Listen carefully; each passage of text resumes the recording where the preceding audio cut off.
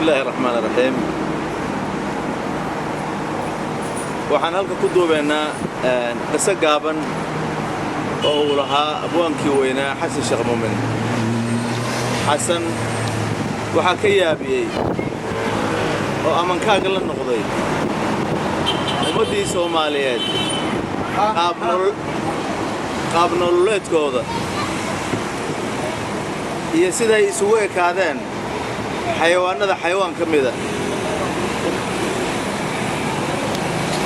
isagoo qisada sheegaya xilli madaxweynihii waddanka Maxamed Siyaad Barre oo khudbo ka jeedinay wasaaradda maaliyadda ayaa suugaanyahanadii lagu cazumay meesha waxa ka mid ahaa Allah u naxariistay xasan sheekh muumin oo aad ka dharagsan tihiin suugaanihii uu ka tagay oo ay ku jirtay qorayadu ilmaheedu aroorin bay dhigtaay oo abaduhu ku laastaa aqligii wanaagsan Itaali inuu ka roonyaa balaagu fiirsada riwaayadii weynayd ee markii dambe af Ingiriiska loo tarjumay ee loogu magac daray Shabeel Naagood laguma soo koobi karo inta suugaan ee dhaxal u noqotay suugaanta Soomaaliyeed ee uu aboon ka tagay qisooyin kale oo tiro badan buu lahaa.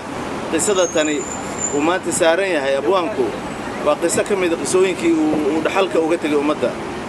wuxuu yiri waxaan baaraa dhaqannada xayawaanada aan baarano waxa ka mid ah bisadda. waa magacyo badan oo rijimada Soomaaliyeed waxa loo kala yaqaanaa basho, yaro, yaanyuur, kulaal, nyaaw, dumad, bisad. muuqeeda markuu meel shisha kaaga soo muuqdo hal astay leedahay hal dhaqanna waa leedahay. kala duwanaanta magacyada wax muunad iyo maqaam dheeri oo ay ku kala leedahay ma jirto. ummadda Soomaaliyeed heebahoodu waa badan yihiin, degsimooyinkooduna waa badan yihiin, reerahooduna waa badan yihiin, laakiin shisha markay kaaga soo muuqdaan nin kala sooci kale ma jiro. hab dhaqankooduna waa isku mid. qaabkay u kala fadhiyaan iyo siday isu riixayaan wax macno ay sameynayso ma leh. waa Soomaali. wuxuu yiri bashadu kalluunka ay jeceshahay kalluunkuna baddu ku jira oo banka inuu u soo baxo ma ogolo waa baqtiya iyaduna biyir inay ku taxan ma ogola. waxa la yiri waa la yaab bashooy maxaa ku jecelaysii kalluun bad ku jira asiad biya u diidan tahay muxuma inaad jeclaatide basho maxaad kaga qabeelaysaa waxaad aad ku jeceshahay ma barya iyo boob iyo tuugaysi baad kaga qabeelaysaa basar xumid ama Soomaali baa tahay. Soomaaliya waxay aad ku jeceshahay boob iyo xoog kaaga qaat ama baryootan markay dadagooda u galmoonayaan oo ubadka la doonanayaan saqdhaxe saqafyada ayay ku ceersadaan dadagooda boqol labooda ceersada. ninkii xusuusta tirnigiyada shanqari jiray saqdhaxe haar iyo lug laga jiido iyo il laga soo riday adu silac baan loogu tagaa. waxa la irbasho waxa soo wada waa bulshadu abab bay u baahan tahay anshax iyo astur bay u baahan tahay ma si hufan ugu tagtaano si aad bulsho dhaqan leh aad ugu soo dartaan bulshada. markaas waxay leedahay dareenka markuu qabto meesha aan ka gaaro baan kaga habsadaa. markaas uu leeyahay bashooy waxa Soomaaliya dhaqankeedu ku dhisan yahay nin iyo naagti colna maaha nabadna maaha. albaabka laga soo galayo been baa lagu xirigashaa run baa lagu dhaqaa. gudaha marka loo soo daadago markay xariirku gogasho xanan baa loo goglaa. sirtaada iyo salkaada waa laga qarsadaa. intuba wax raada ay ku leedahay nolosha aadanaha abuuray aadanaha iyo adoonkii ugu qiimaha badnaa fariintii la soo fariina raadku ma laha. ubadkeeday cuntaa ka dhexe ama ka dambe ama ka hore.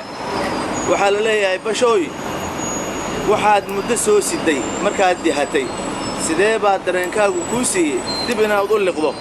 markaas waxlaad mar haddaan gaajoodo kaan dhaliba u cunaa. markaas wuxuu leeyahay bashooy basar xumida ma Soomaali baa tahay. Soomaaliya weliya abtigii markay kala qabiil noqdaan colaadi dhaxmarta dhagta dhiigay isu daraan isbadbaadin. waa raaxa jecel aadanaha iyo xoolaha markay soofaan ashuunkii meelaha qabqabuubay beerka dhigataa. miskiinkii oo maanta oo dhan dhagax jabinayay ayaa islaanta dalac bilaash soo tuuraysa. markaas nyaaw leedo jimacsanaysa waa isgiijinaya markaasay islaantu ku jeenaysaa leedahay yaanay ku ilaysan wax u tur roodhi baa loo turay ama cunay leedahay canjeera loo turay ka caaqina leedahay markaasay leebashay waxaad doonaysaa markaasay lacag caanan doonayaa caanaha iyo hilibka lagama soo gaaro markaasay leeba xumeynay jeclaatide xilli adag baa lagu jiraa abaari salfatay ummadii bog iyo beerta isku dhageen ma xumeynay jeclaatid ma tacab ka sidoo shaqaysatid markaasay waxa leedahay waxa ugu sarreeyay waan doonayaa mana raba inaan shaqaysto markaasuu leedahay bashar raxa jecel bashar xumida Soomaali baa tahay Soomaaliya waxa ugu sarreeyay doonaysa oo aan rabin tacabkeedana inay yeelato inta in la eego maqan ayuu abwaanku qisada yarta ku sheegay intaasaan ku ekeynay billahi tawfiiq ala man qultu